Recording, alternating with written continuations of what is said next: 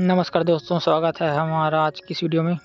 बहुत से mushroom farmer का यह सवाल रहता है कि हम तो सही तरीके से मशरूम फार्मिंग कर रहे हैं, इसके बाद भी हमको प्रोडक्शन उतना नहीं मिल पा रहा है जितना कि मिलना चाहिए। प्रति मशरूम बेड में मशरूम कितना निकलेगा, यह कुछ बातों पर विशेष रूप से प्रभाव पड़ता है। यह सब चीज़ें हमारे सामने ही होती है, लेकिन उन पर हमारा ध्यान नहीं जा पाता है। आज की इस वीडियो में हम उन्हीं सब बातों का चर्चा करेंगे जिसके वजह से हमें मशरूम प्रोडक्शन कम मिलता है। प्रति बेड आपका मशरूम प्रोडक्शन कितना निकलेगा, उसके लिए सबसे ज़रूरी चीज़ है पैरा। पैरा मशरूम की खेती मुख्य रूप से पैरा से ही किया जाता है, जिसके लिए आप किस तरह से के पैरा का उपयोग कर रहे हैं यह आपके उत्पादन पर काफ़ी प्रभाव डालता है। पैरा मशरूम उत्पादन के लिए हमेशा स्वच्छ पैरा का उपयोग करें। उसमें किसी भी प्रकार की सड़न या फंगस नहीं होना चाहिए और कम से कम 3 माह पुराना अवश्य रूप से होनी चाहिए। मशरूम उत्पादन को प्रभावित करने वाले कारकों में दूसरा महत्वपूर्ण चीज़ है आपका मशरूम शेड। पैरा मशरूम उत्पादन के लिए आप किस तरह के शेड का उपयोग कर रहे हैं यह काफ़ी महत्वपूर्ण रहता है। मशरूम शेड हमेशा ऊंचे स्थान पर बनाएं जहां पानी का भराव ना होता हो। अधिक उत्पादन के लिए आपका मशरूम शेड साफ सुथरा होना बहुत ज़रूरी है। बरसात के दिनों में मच्छर मक्खियों का प्रकोप ज़्यादा रहता है, इसलिए मशरूम शेड के खिड़की दरवाजों में जालियाँ की व्यवस्था होनी चाहिए। और इसके साथ ही पैरा मशरूम के बढ़िया उत्पादन के लिए सनलाइट और स्वच्छ हवा का बहुत ही महत्वपूर्ण रोल होता है। इसलिए आपके मशरूम शेड में सन रिफ्लेक्शन लाइट और स्वच्छ हवा का आगमन आसानी से होना चाहिए। शेड चाहे परमानेंट हो या टेम्परेरी, इन बातों का विशेष रूप से ध्यान रखें। अतः इन सब बातों को ध्यान रखते हुए अपना मशरूम शेड बनाएं। कम उपज का तीसरा प्रमुख कारण आपका मशरूम का स्पॉन होता है। मशरूम का स्पॉन या मशरूम का बीज आप हमेशा विश्वसनीय संस्था से ही परचेस करें, जहाँ के किसानों का रिव्यू अच्छा होना चाहिए। मशरूम स्पॉन हमेशा फर्स्ट जनरेशन का उपयोग करें, क्योंकि उसका उत्पादन क्षमता अधिक होता है।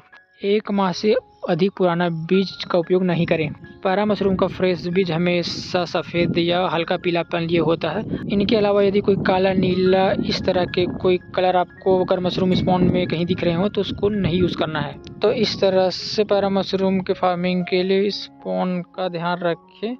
पैरा मशरूम के स्पॉन खरीदने से पहले इन बताई गई बातों का विशेष रूप से जानकारी ले लें। मशरूम उत्पादन को प्रभावित करने वाले कारकों में अगला महत्वपूर्ण कारक है आपका मशरूम फार्म का टेम्परेचर।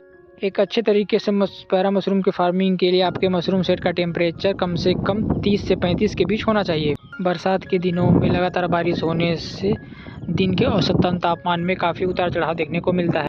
30 से 35 डिग्री सेंटीग्रेड तापमान रहने से मशरूम अच्छी तरीके से निकलता है, लेकिन जैसे आपके शेड का तापमान कम होता है वैसे ही मशरूम निकलने का प्रोसेस धीरे हो जाता है।